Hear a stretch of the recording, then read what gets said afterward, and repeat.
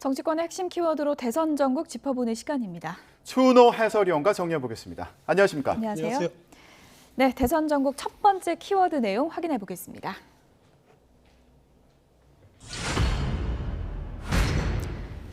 박정희 전 대통령 시절에 경상도에만 집중 투자라고 전라도는 소외시켰다.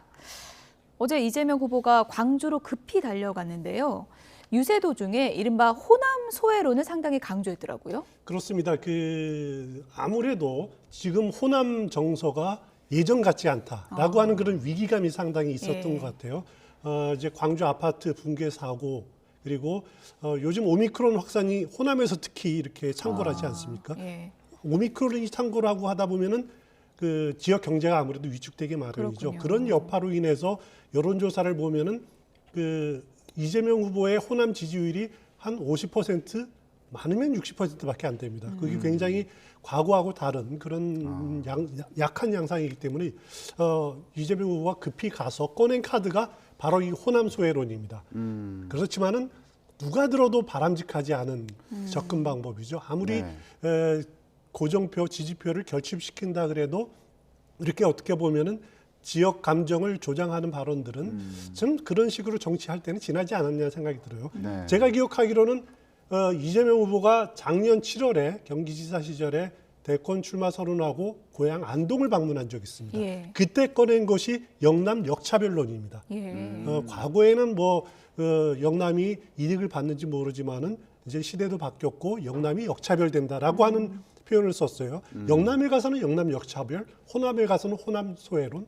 아무리 표가 급해도 정말 바람직하지 않은 접근 방법이라고 개인적으로 생각합니다. 네. 13살에 성남 공장에 취직했더니 관리자는 경상도 사람이었고 말단 노동자는 다 전라도 사람이더라. 이 얘기도 어제 같은 맥락에서 나온 거잖아요. 그렇습니다. 자신의 개인적인 경험, 손영궁 시절의 경험을 들어서 호남 소외론을 이렇게 이야기를 하는 건데 이렇게 보시면 될 것 같아요.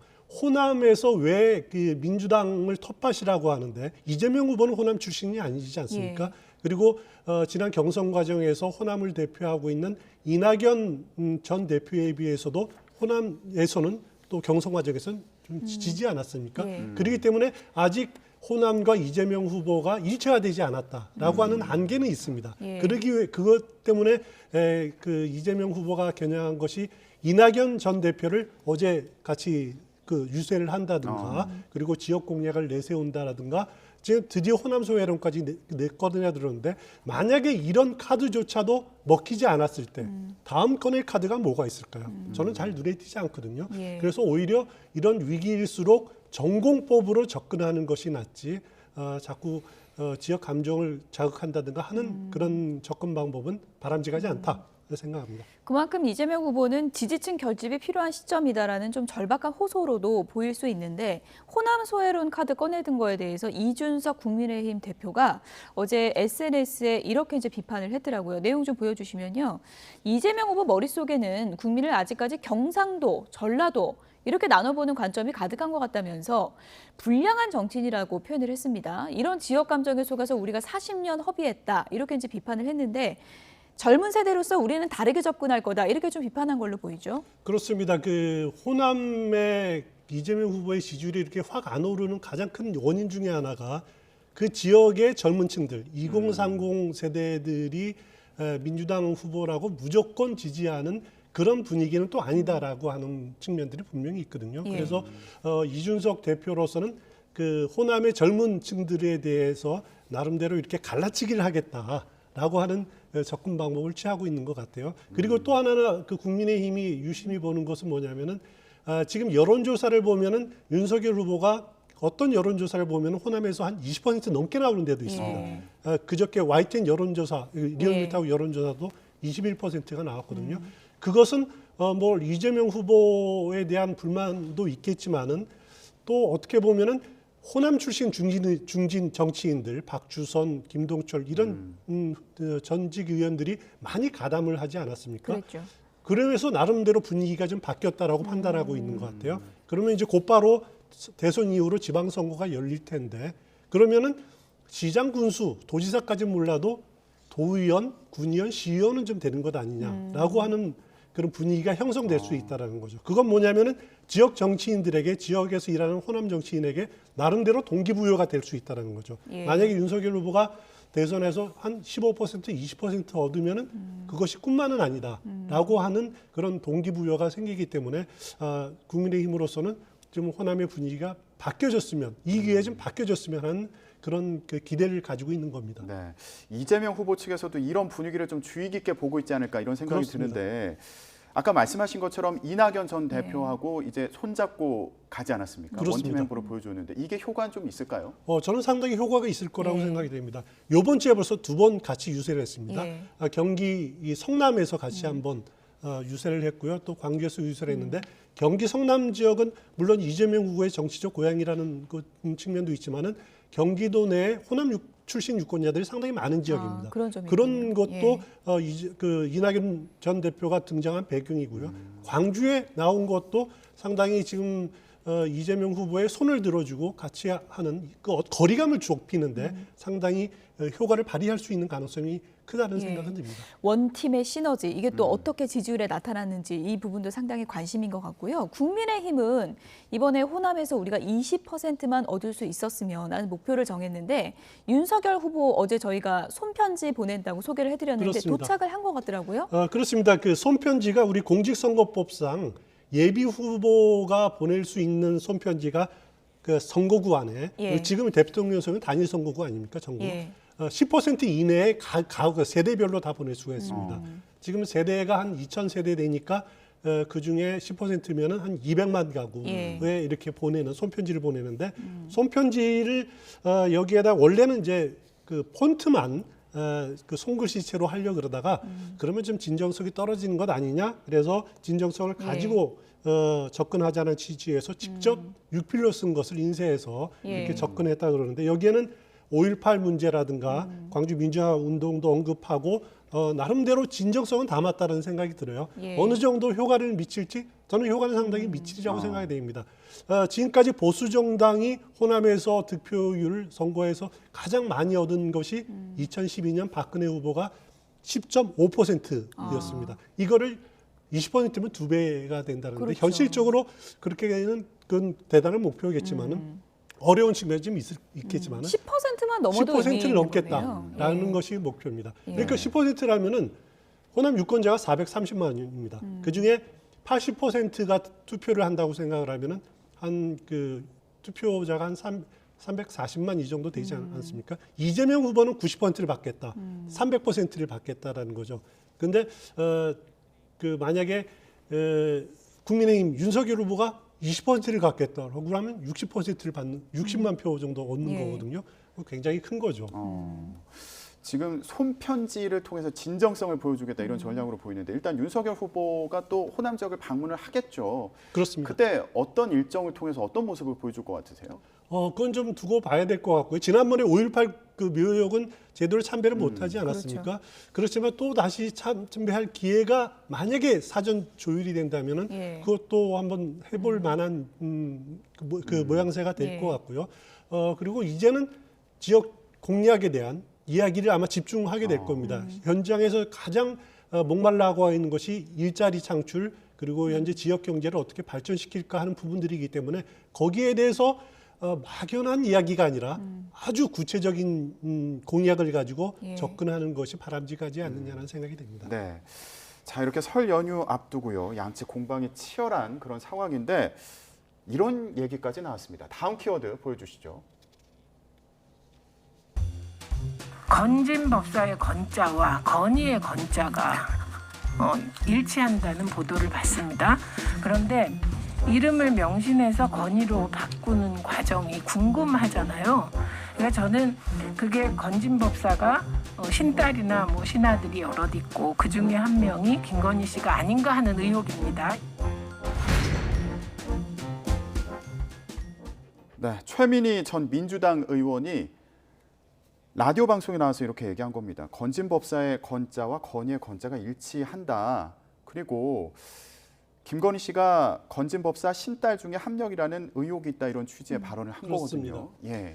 최민희 전 의원이 지금 민주당 선대위의 미디어 특보단장입니다. 나름대로 미디어 특보단장 중요한 역할을 맡고 있는데 여기서 그 건진법사의 건자, 세울 건자죠. 예. 그리고 김건희 씨가 김명신에서 김건희를 건의할 예. 바꿀 때 개명할 때 이 건자가 같은 것이 영향받은 것 아니냐. 그래서 건진법사의 신딸 또 신아들 여러 예. 명 있다고 하는데 그중 하나가 아니냐라는 의혹이 있다. 일종의 뭐 건자 돌림이냐 뭐 이런 얘기인가요? 그렇습니다. 그러면? 이거를 예. 자신의 주장이 아니라 예. 유튜브에 그렇게 주장하는 그 의혹이 있다라고 예. 남의 이야기를 가지고 언급을 한 거죠. 그러면서 명예훼손이라는 걸 피해가려고 접근하는 방법 같은데 모르겠습니다. 사실 여부는 저는 잘 확인을 안 해서 모르겠습니다만 예. 과연 이런 식으로 카더라식 접근 이런 것이 어느 정도 효과가 있을지는 저는 아직까지는 예. 잘 확신을 못하겠습니다. 지금 그래픽에 나오는 대로 윤호중 원내대표는 샤머니스트 레이디가 퍼스트 레이디 되는 것에 대한 우려가 분명히 있다. 이렇게 또 공세를 이어가고 있습니다.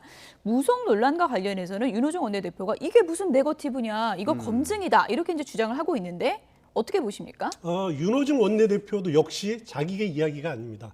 보수 언론에 이런 칼럼이 실렸더라라고 언급을 하면서 이제 접근을 하는데 이것은 사실 확인이다. 예. 그리고 이재명 후보가 네거티브를 하지 말자라고 한 그 네거티브 공세가 아니다. 사실하고는 확인은 당연히 해야 되는 것 아니냐라고 하는데 사실하고는 확인은 당연히 해야죠. 예. 하지만은 그런 측면이 있습니다. 자기가 하면은 검증이고 남이 하면 네거티브입니다. 그런 측면이 이번 그 공세에서 무속 논란에서 또 나타난 것이 아닌가라고 하는 그 씁쓸함은 감출 수가 없을 것 같습니다. 이 부분이 또 있어요. 무속 논란을 왜 이어갈까 많은 분들이 궁금해하기도 하는데 뭐 여론조사 추이를 쭉 보니까 무속 논란을 집중 제기했을 때 이재명 후보 지지율이 조금 상승세였다. 이런 또 내부 분석이 있다는 얘기도 있더라고요.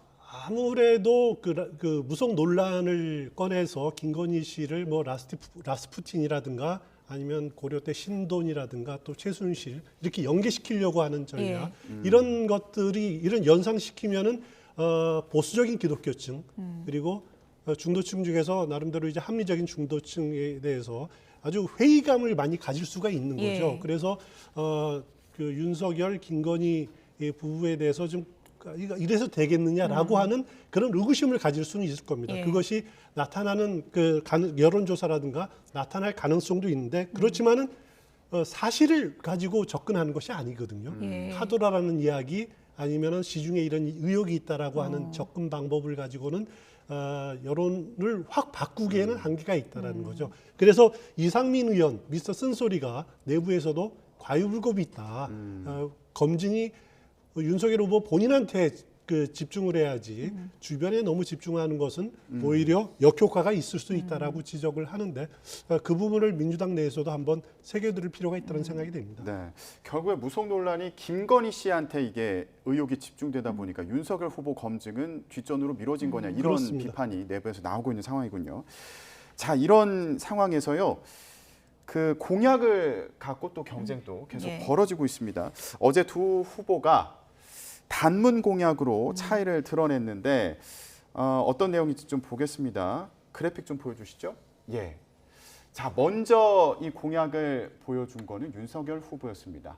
주식 양도세 폐지 이렇게 단문 공약을 내걸었어요. 그랬더니 얼마 있다가 이재명 후보가 부자 감세 반대 이렇게 또 공약을 내걸었거든요. 이게 어떤 상황인가요? 그렇습니다. 어제 그 윤석열 후보가 주식 양도세 폐지. 요즘 주식 시장이 워낙 안 좋지 안 좋죠. 않습니까? 예. 그래서 원래 정부가 2023년부터 개인 투자자에게도 연간 5천만 원 이상 양도 차익을 얻으면은 여기에 과세하겠다. 최고 25% 세율로 과세하겠다라는 방침을 확정을 해서 법까지 바뀐 상황입니다. 그 상황에 대해서 양도소득세 주식 양도소득세 폐지하겠다라고 공약을 내세웠는데 이거 사실 한 달 전에는 윤석열 후보가 이 공약을 내세우지 않았습니다. 한 달 전에는 어떤 걸 했냐면은 주식 양도세는 그대로 두고 예. 주식 거래세를 없앴다. 매매 예. 거래세를 없애겠다. 증권 거래세를 예. 없애겠다라고 공약을 했었는데 한 달 만에 증권 거래세는 그대로 두고 그다음에 주식 양도세를 폐지하겠다라고 입장이 바뀐 겁니다. 이건 충분히 설명을 해야 되죠. 예. 이렇게 한 달 만에 그 주요 공약이 바뀐 것은 이거는 충분히 이 단문으로 설명할 게 아니라 예. 자기가 왜 이렇게 바뀌었는지를 충분히 설명해야 될 과제가 있습니다. 예. 그것은 어떻게 보면은 약한 고리죠.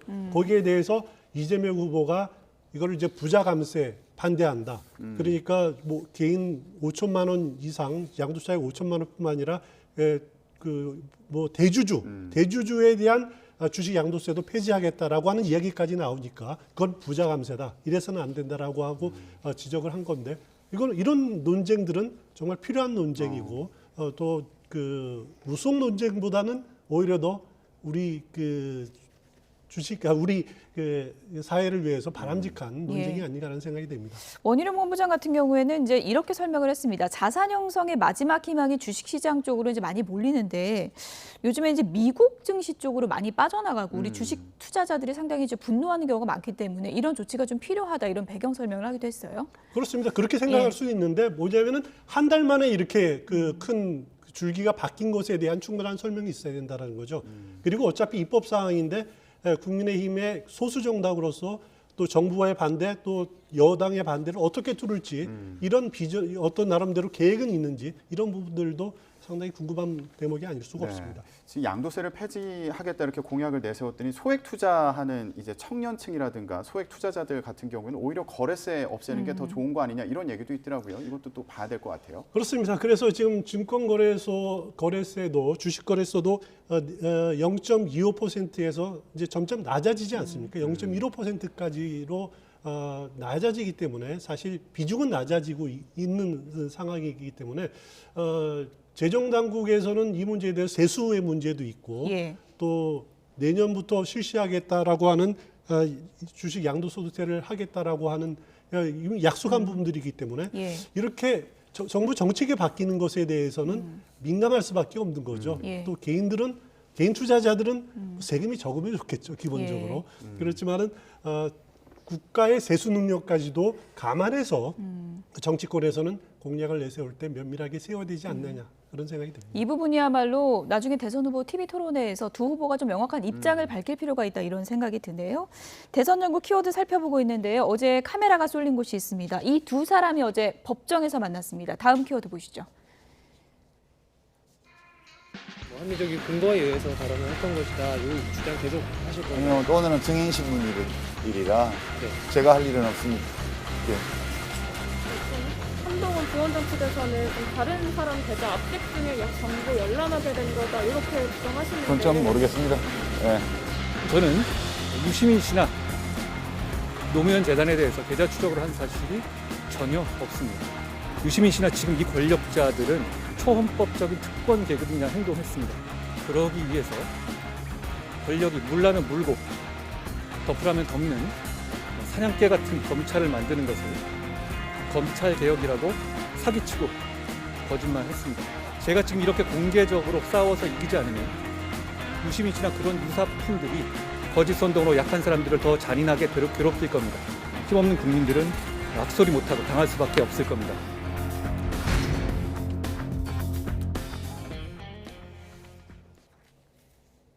네, 명예훼손 사건이죠. 법정에서 유시민 전 이사장과 한동훈 검사가 드디어 대면을 했습니다. 한동훈 검사가 작정하고 나온 것 같은데 일단 합의 없다 이렇게 얘기를 한 거죠. 그렇습니다. 어제 재판에서 재판부가 두 사람이 합의할 생각이 있느냐 3번이나 물어봤습니다. 여기에 대해서 한동훈 부원장이 전혀 합의할 생각 없다라고 완강하게 부인을 했어요. 어제는 한동훈 부원장에 대한 증인신문이었습니다. 그렇기 때문에 주로 한동훈 부원장에 대해서 재판부가 이렇게 질의를 한 식으로 진행이 됐는데 한동훈 부원장은 자신이 회복하기 어려운 피해를 봤다. 그리고 자신뿐만 아니라 가족들도 굉장하게 큰 피해를 많이 받았다. 유시민 그 씨가 사과를 했다고 하지만은 아직도 많은 사람들이 계좌 추적을 했다라고 믿는 사람들이 많이 있다. 그렇기 때문에 바로 잡아야겠다. 절대로 합의는 있을 수 없다라고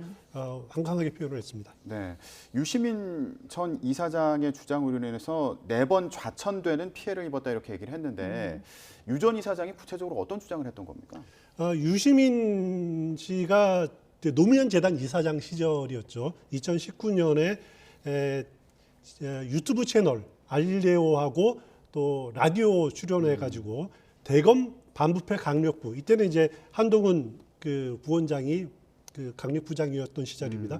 자신의 계좌 그리고 노무현 재단의 계좌를 불법으로 추적하고 있다라고 이렇게 주장을 했었죠. 하지만 나중에 이것이 사실이 아닌 것인 것 같다라고 본인이 그 사과문을 게재를 하지 않았습니까? 예. 그렇지만은 그것으로 그쳤고 재판 과정에서는 유시민 씨가 여기에 대해서 이거는 명예훼손은 요건은 아니다라고 이렇게 주장한 건 사실이지만은 명예 요건에 해당되지 않는다라고 하는 그런 주장을 펴고 있었습니다. 네. 그리고 어제 재판부가 유시민 씨를 향해서도 합의할 의향이 있느냐라고 물어보니까 자기는 그러고 싶은데 저쪽 편에서 좀 그렇지 않은 것 같다라는 식의 좀 그 의사 표현을 했습니다. 예, 어쨌든 뭐 한동훈 검사가 합의할 생각이 없다고 했기 때문에 이제 법정에서 시시비비를 따지는 일이 남아 있다고 할 수 있을 그렇습니다. 텐데요. 한동훈 검사가 조금 전에도 저희가 이제 보여드렸지만 무언가 기자들 앞에서 좀 작심 발언을 했다 이런 평가가 많이 나오고 있습니다. 검찰 개혁에 대해서도 강도 높게 비판을 했죠. 그렇습니다. 한동훈 부원장이 이야기한 것이 원래 그 유시민 씨가 이 이야기를 제기한 것은 뭐냐면은 조국 일가 수사에 대한 그걸 방해하기 위해서 아니냐. 예. 그렇기 때문에 고의로 허위 주장을 편 것이다라고 이렇게 주장을 했고요. 유시민 그 전 이사장이 있지도 않은 그 계좌 추적 이런 것을 1년 반 동안 펴면서 공개 분노했던 그 당사자가 정작 자신이 당했던 그러니까 한동훈 부원장이 당했던 민간인 사찰, 공수처의 민간인 사찰에 대해서는 왜 이렇게 언급을 하지 않느냐, 왜 이렇게 예. 침묵하느냐. 그것은 스스로 이제 유시민 씨가 어영지신이라고 이렇게 어영지식인이라고 말을 하는데 그렇게 말하던 유시민 씨가 마치 삼겹살 먹는 채식주의자 예. 그리고 친일파 독립운동가라고 하는 그런 말도 안 되는 그런 표현처럼 대단히 기만적인 행위다라고 이렇게 강력하게 유시민 씨를 비난을 했습니다. 네, 어제 법원에 출석하면서 한동훈 검사가 이제 작심 발언을 한 부분이 많은 관심을 받았는데 그렇다면 앞으로 이 사건의 파장은 어떻게 예상할 수 있을까요? 일단 다음 재판이 3월 17일 열립니다. 3월 17일에는 검찰이 유시민 씨를 상대로 피고인 신문이 진행이 될 예정이고 그리고 피고인 최후 진술 뭐 이런 것들이 진행이 될 건데 유시민 씨는 지금까지 이 사건에 대해서 명예훼손 성립 요건이 안 된다라는 겁니다. 왜냐하면은 구체적인 사실을 적시한 것이 아니다. 자신은 추측이나 의견을 말한 것이고 그리고 그렇게 주장을 했을 당시에 사실이라고 믿을 만한 그런 그 충분한 정황적인 이유가 있었다. 예. 그리고 비방 목적이 아니다. 검찰의 공무집행에 대한 의견, 비판 의견을 제시한 것이고 이것이 바로 공공의 이익을 위한 발언이기 때문에 발언 내용이 사실이 아니더라도 명예훼손 성립 요건이 안 된다라고 주장을 하고 있습니다. 법원이 이 부분에 대해서 어떻게 판단할지는 뭐 종합적으로 두고 봐야 될 문제이긴 예. 합니다만 형법상 라디오에 의한 그 명예훼손 경우에는 사실 허위 사실일 경우에는 최고 7년 이하 징역, 상당히 높은 그렇군요. 형량 요건이 갖춰져 있습니다. 이렇게까지 될지 어떻게 될지는 예. 좀 두고 봐야 될 대목이 아닌가 싶습니다. 한동훈 부원장이 아무래도 이제 과거에 이제 윤석열 사단으로도 불렸기 때문에 이 사건에 좀 미묘한 파장이 어떻게 있을지는 저희가 좀 지켜보겠고요. 끝으로요. 이제 내일부터 설 연휴가 시작되지 않습니까? 그렇습니다. 대선을 30여일 앞두고 있는 설 연휴. 이거는 민심의 흐름에 어떤 포인트입니까? 아무래도 이제 과거 같으면 예.